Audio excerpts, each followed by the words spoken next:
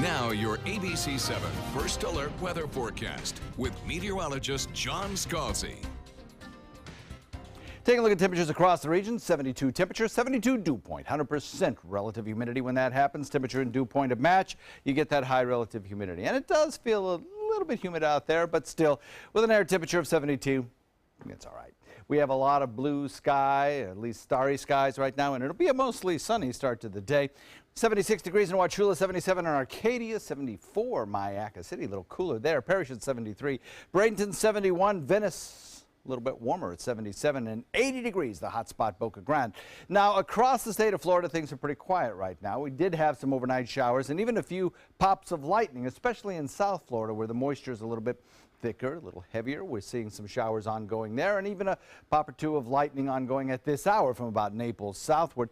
Otherwise, the peninsula north of that, pretty quiet. Don't expect to see much in the way of showers throughout this morning. In fact, even by this afternoon, don't expect to see much in the way of showers. That'll be true for the next several days. We have this dry air that's kind of locked in place. It's just not going anywhere. The water vapor imagery attests to that. We have a little upper level low kind of spinning around here.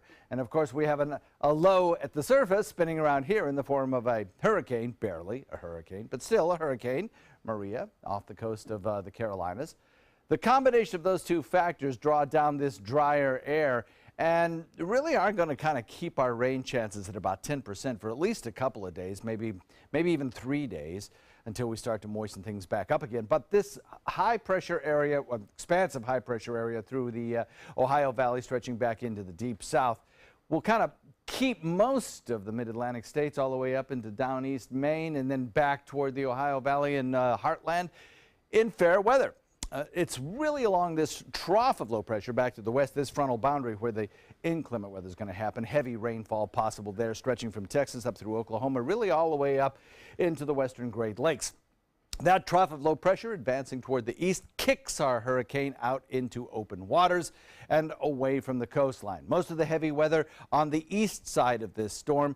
So the Outer Banks of North Carolina probably see a few showers, probably see an elevated surf of about 1 foot to 2 foot maybe, right along the immediate coastline.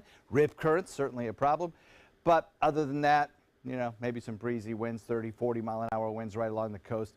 About what they get from a nor'easter, actually. Otherwise, we are looking at some pleasant weather for the rest of the week. I think boating weather will be great today. Look for a light chop with a west wind coming in at about 10 knots this afternoon.